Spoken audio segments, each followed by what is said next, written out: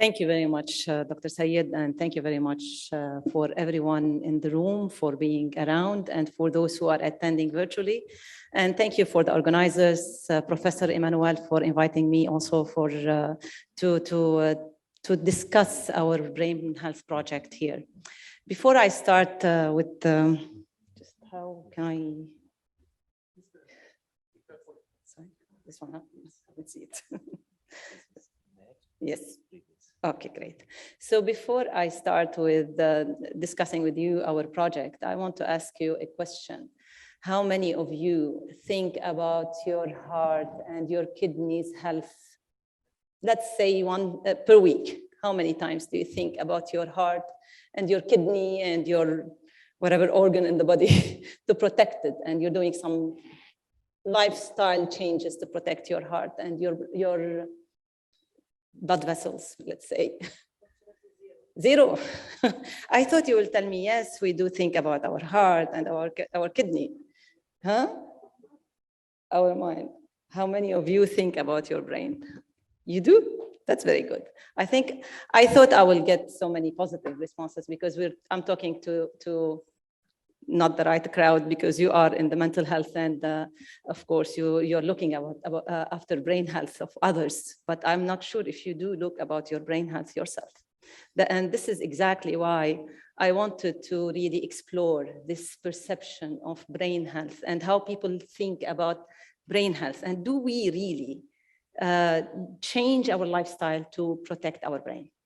I think from a personal experience, I come from public health perspective. I am not a mental health practitioner. I'm not a clinician. I have a nursing background. I studied after the nursing health education and health promotion. And this is why I am very interested in education. And of course, after that, I moved into academia. I worked with patients, with cancer patients, and I've seen how the cancer have affected lots of their lives, of their, of course, mental capacities. And I always thought that we need to do something about our, of course, old age, but never thought about it until I reached a stage. I'm not so old, but sorry, after 40, I started thinking, okay, what's next?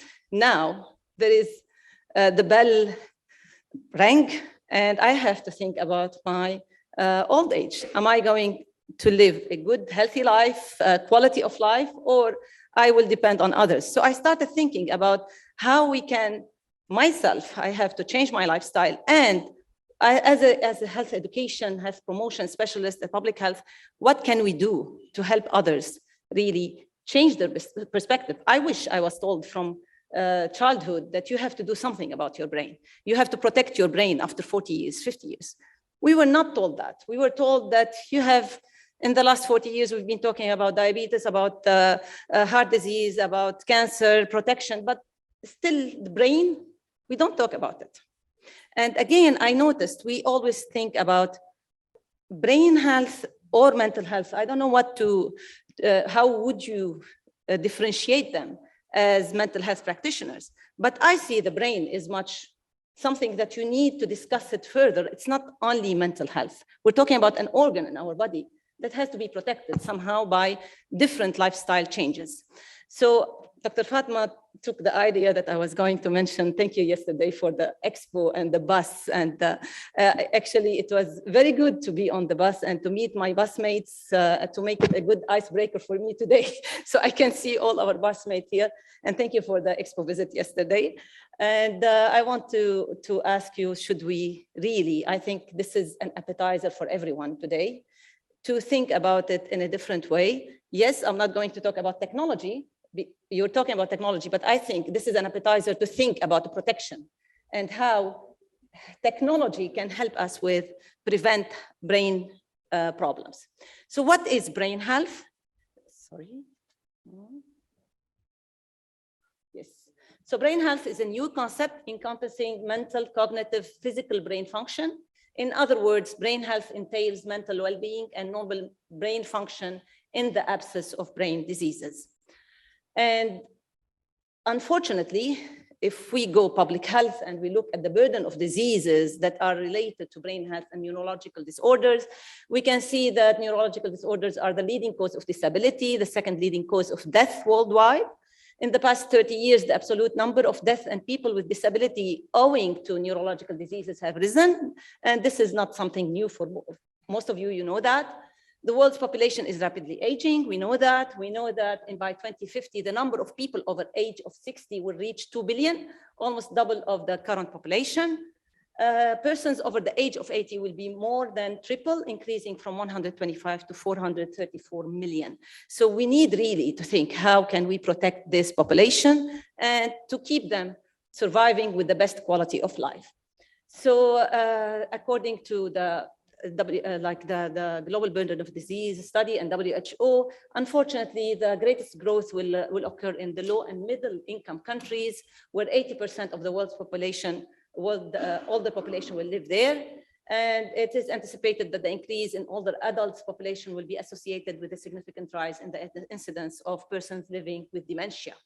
And one of the goals now of WHO is to come up with programs to improve the capacity of diagnosing people with dementia and train people in this specific disease.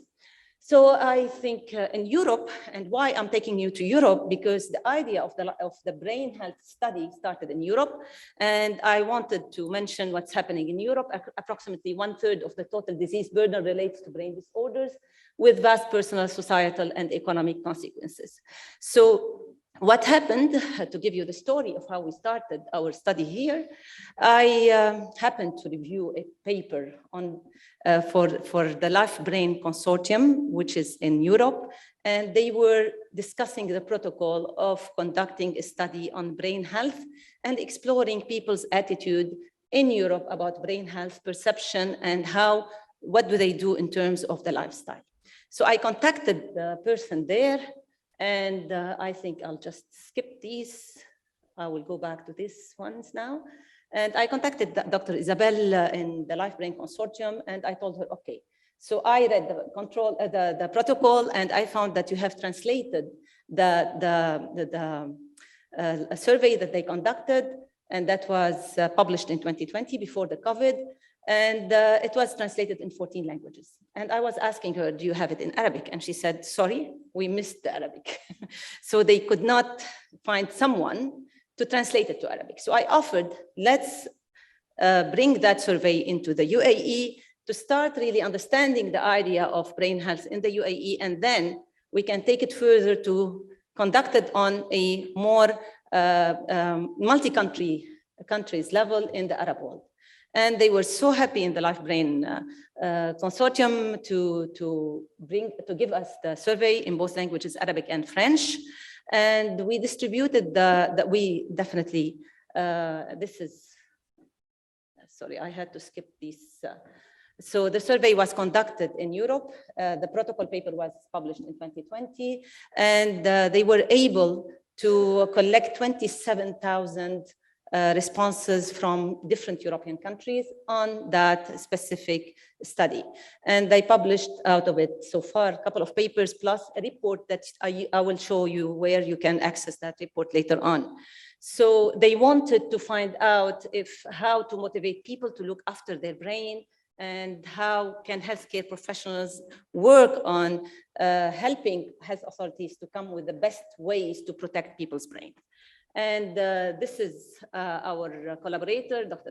Isabel Bouden, and the report is already published on the Life Brain Consortium's website, and they have found that it's important to promote brain health because almost 1/3 of the total disease burden in Europe relates to brain disorders. They want people to be on board to improve their lifestyle. So our study, I took the survey from them early, maybe last year, and I invited Professor Emmanuel, Dr. Karim, and Abdelaziz, and one of our colleagues in the Public Health Institute in the UAE University, Dr. Javid Nouman, to work together on adapting that survey and distributing that in the UAE to find out really what's happening on ground. And we translated it to Arabic, and we took the report that the Life Brain Consortium and the comments that they got from their respondents to improve our survey, and they advised us to add few questions on COVID, definitely, because at that time they didn't have COVID. And so we came up with a survey, a bit long survey in Arabic that had different components. And we distributed the survey. Of course, we obtained ethics from the UAE University Social Science Research Ethics Committee, and I got a small grant from the university to support this study. So we wanted to explore brain health perceptions, beliefs, style, and lifestyle, and people's attitude toward improving their brain health in the UAE using that translated survey. Based on the feedback from the participants in Europe. So in Europe, we added a few questions. We improved some questions based on their advice. And then we piloted that among 30 participants here in the UAE in the Arabic language. And then we uploaded that on SurveyMonkey, distributed it over 6 weeks. And then I had to open it a little bit further, more than 6 weeks, to get more respondents because we got lots of complaints that it was long. So we were distributing this during the COVID. Because of the COVID, we couldn't really go to participants in person. We had to distribute it through of course, social media, and we were using our network and, of course, Instagram and all the social media platforms, plus Snowball. So these are examples of the questions. I thought I'll just show it to you. For example, we were asking about what influence. Definitely in the UAE, I added questions on religion that was not in the original survey. So we will see some of the results that are related also to religion. How often do you engage in some activities? And we added to that also religious activities. Which of the following activities do you purposefully do for your brain health? We asked people whether they think about their brain. We asked people whether they have participated in any brain health surveys. We were asking people if you would be given a test to check on your brain, what would be the best ways that we come up with the best test that is something that people will go for it. And of course, we were giving options and giving the people the opportunity to give their own opinion. So I will go, just for the sake of time, I will just go to our results and I'll show you some of our results.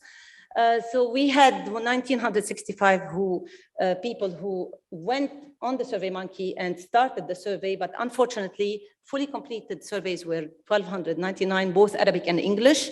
And we had around over Arabic over 1,182 and English 783. After data cleaning and after looking at missing data, we ended up with 1,299. But unfortunately for demographics, because it was at the end, and this is an advice for everyone, don't put your demographics at the end of the survey. So we had only around 800 something that have answered the demographics. But the rest of the survey, we had around between 1,200 responses. So you can see some of the demographics.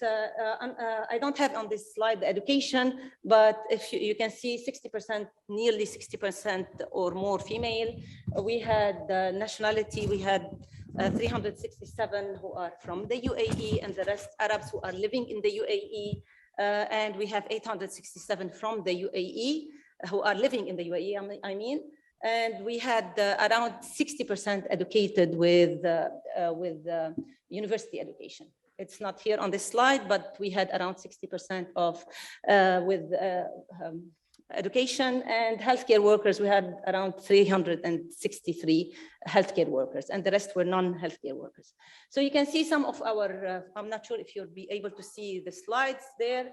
So how would you describe your ability to balance your mood and emotional well-being? You can see that 27% has said we have excellent way to deal with our emotional well-being. Above average 33, very poor were only 3.2, which is, again, something of my interest is mental health literacy in the UAE, and the results have shown that we have not I cannot say excellent, but we have good mental health literacy in the UAE. How would you describe your ability to think, remember, and learn? And we had 35%. And remember this, the data collected was at the second or third wave of it was mainly during the third wave of COVID. And we had still some,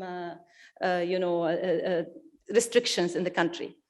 So as you can see, only 872 who have responded to these questions. Do you have any experience looking after a member of family with brain disease?